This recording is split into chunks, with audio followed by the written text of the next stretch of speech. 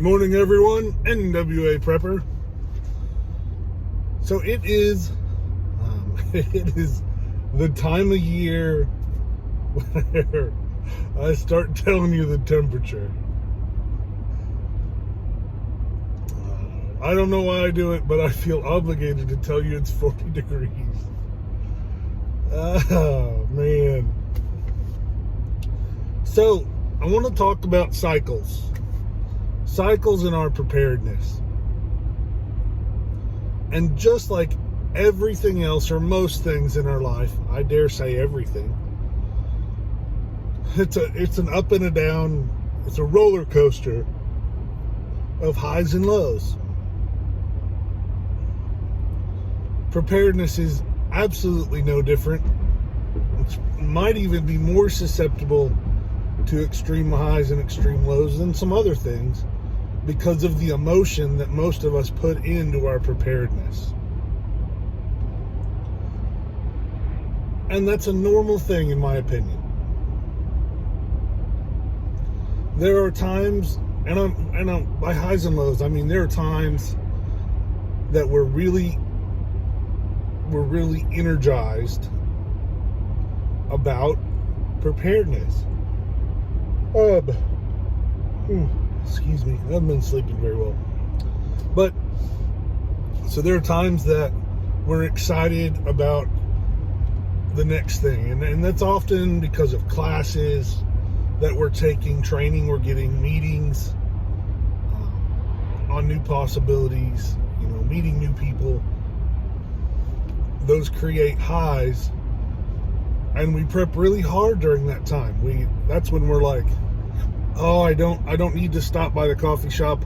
I could use that $3 or $4 to get another box of bandages, or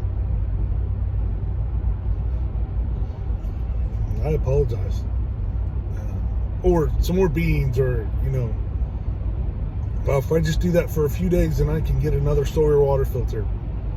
There's all kinds of things that we can do that help us. While we're in a high, we'll do all kinds of things to keep that going because we like it. For me, it's more often than not when there's a reason that I use my preparedness. And sometimes it's so little. I use this example a lot, but we run out of Miracle Whip in the kitchen, and one of the kids can go to the back pantry and they come in with a new jar of Miracle Whip. To me, that's a victory that charges me, because I'm like, something my family wanted, not needed. You don't need Miracle Whip, but something my family wanted, and we'd already planned it. We already had that as a reserve.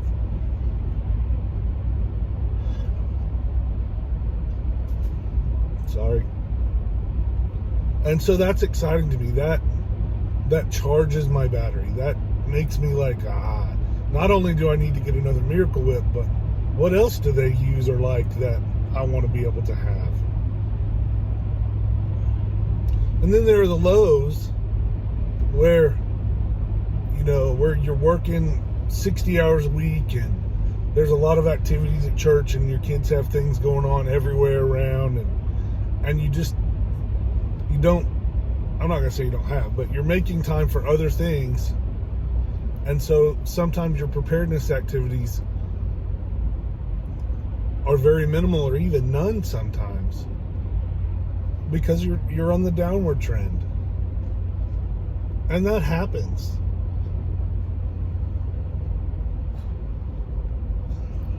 As with any downward trends, something will happen to make you start to go up. And sometimes it's you pay attention to local or world events that make you go, oh man, I better get some more. Better get some more food, or I need to inventory my stuff, or whatever that is. It makes you start getting back in the swing of things.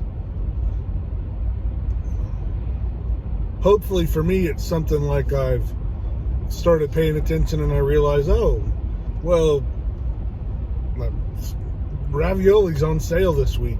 on a really good deal, and we could probably use to check the pantry and see if we need any ravioli.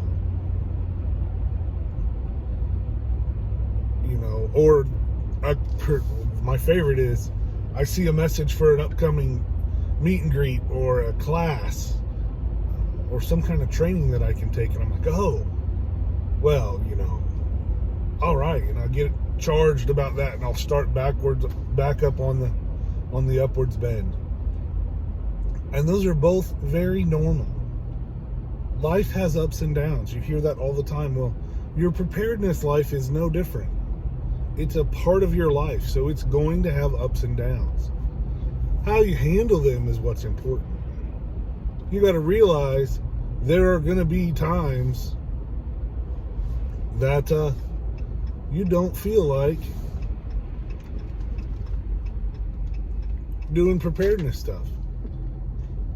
Now, sometimes you need to power through and you need to step up, you need to ruck up and go. But it's all right sometimes to just take a break as well. Just make sure that during the lows you don't give up and stop doing the things. Just like during the highs, don't go crazy.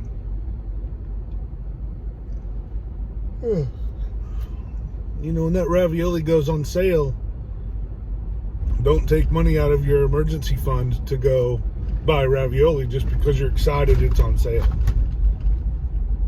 It's okay to be excited about things, and it's okay to be sad about things or to be down about things and to do things really aggressively and to take a break. Both are important parts of being a prepper. Middle ground is best, but we're human. We're not going to stay there. So focus. You know, try to remember to focus for the high times to make them level out and be long times, and focus in the low times to make them be short times to get back up at least to medium ground. You can do it, but you need to know that they're coming, and you need to notice when you're in a high and when you're in a low, so that you can kind of flatten the highs and you can lift up the lows. A prepper group or friends that are like-minded are a great way to make that happen. Find them or be them today. You can do it. We can do it together. Let's get ready.